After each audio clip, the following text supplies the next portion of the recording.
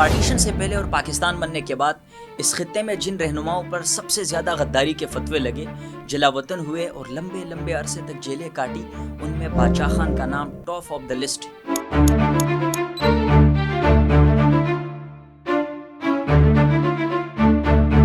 ہم خدائی خدمتگار ہیں۔ باچا خان اور ولی خان نے کافی سال جیلوں میں گزار دیے۔ باچا خان غدار نہیں تھے، بلکہ ماحول ایسا بنایا گیا کہ ان کو غدار ثابت کر سکے۔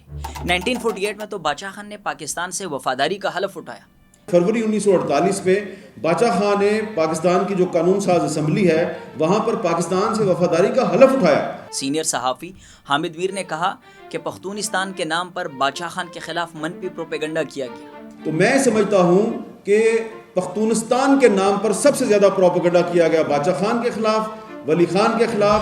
باچا خان کے محب وطن ہونے کا اندازہ آپ اس بات سے لگا لیں کہ انہوں نے 1965 کے صدارتی الیکشن میں قائد اعظم رحمۃ اللہ علیہ کی بہن کا ساتھ دیا کہ قائد اعظم کی بہن ایک فوجی ڈکٹیٹر کے خلاف الیکشن لڑ رہی ہے اور باچا خان جو ہے وہ قائد اعظم کی بہن کا ساتھ دے رہا ہے۔ لیکن مزے کی بات یہ ہے کہ باچا خان پر لگے فتووں اور غداری کے سرٹیفکیٹ سے ان کی شخصیت پر کوئی اثر ہی نہیں پڑا۔ لیکن وہ اتنے بڑے تھے کہ ان کو کوئی فرق نہیں پڑا۔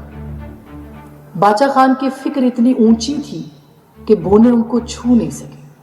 باچا خان نے تقریباً 1 صدی کے قریب زندگی گزاری، لیکن اس دوران انہوں نے اپنی زندگی کے کئی سال جیل میں گزارے۔ باچا خان کو پہلی بار اپریل 1999 میں انگریزوں نے رولٹ ایکٹ کے خلاف احتجاج پر گرفتار کیا۔ دسمبر 1919 میں دوسری مرتبہ انہیں اس وقت گرفتار کیا جب وہ اپنی دوسری شادی کی تیاریوں میں مصروف تھے۔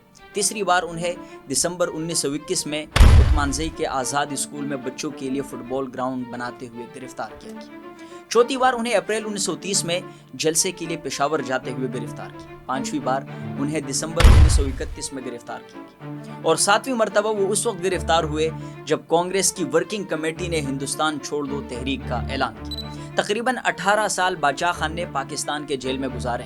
ٹوٹل جو عرصہ ہے 47 سے لے کے 88 تک 1988 تک جب تک وہ زندہ رہے 18 سال انہوں نے جیل میں گزارے۔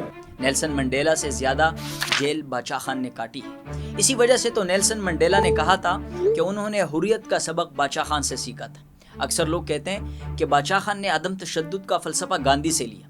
اس میں کوئی حقیقت نہیں ہے کہ باچا خان نے عدم تشدد کا فلسفہ گاندھی سے لیا، کیونکہ جب باچا خان 1999 میں یہ فلسفہ پیش کر رہے تھے تو گاندھی جنوبی افریقہ میں تھے۔ گاندھی خود کہتے ہیں کہ میں نے یہ فلسفہ باچا خان سے لیا۔ عدم تشدد کے فلسفے کے حوالے سے گاندھی نے ایک جگہ خود اس بات کا اعتراف کیا۔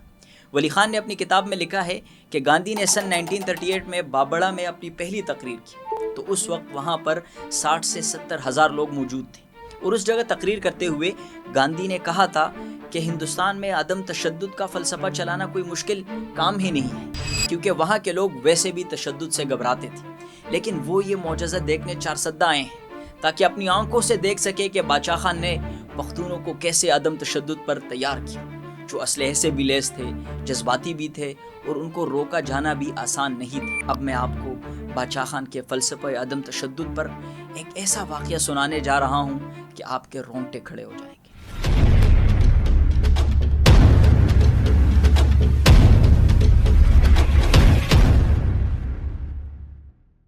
جب باچا خان کے خلاف کارروائیاں ہو رہی تھی تو اس وقت ان کارروائیوں کے خلاف باچا خان کے بھائی ڈاکٹر خان صاحب نے بابڑہ نامی علاقے میں احتجاجی جلسے کا اعلان کیا، مگر انہیں بھی گرفتار کر لیا گیا۔ ڈاکٹر خان صاحب کی گرفتاری کے باوجود مقررہ وقت پر 12 اگست 1948 کو ہزاروں افراد بابڑہ میں اکٹھے ہوئے۔ اس وقت کی حکومت کے مطابق اس ہجوم کو منتشر کرنے کے لیے سیکیورٹی اداروں نے پرامن لوگوں پر اسٹریٹ فائرنگ کی اور 1 نہیں 2 نہیں بلکہ تقریباً 600 لوگوں کو قتل کیا۔ اس دن بابڑہ میں ہر طرف لاشیں اور خون ہی خون تھا، اور افسوس کی بات یہ ہے کہ یہ خون کسی انگریز نے نہیں بلکہ وزیر اعلیٰ خان عبد القیوم خان نے بہایا تھا۔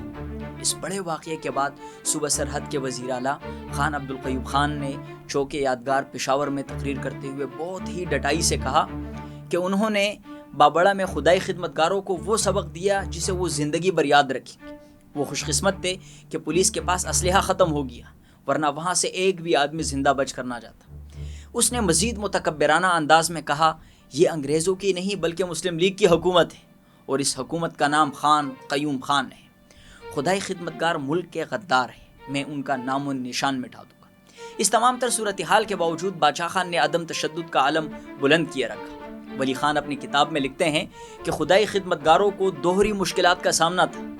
وہ پختون تھے، بدلہ لینا ان کے خون میں شامل تھا، اور صوبہ سرحد میں اسلحہ ملنا کوئی مسئلہ ہی نہیں تھا، اور بدلہ لینا ان کے لیے کوئی بڑی بات ہی نہیں تھی۔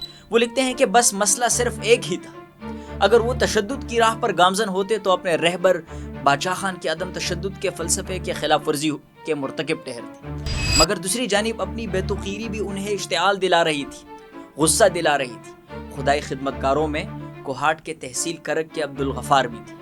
ان کے بارے میں لکھا گیا ہے کہ انہیں برہنہ کر کے دیگر کارکنوں کے ہمراہ بازاروں میں گھمایا گیا۔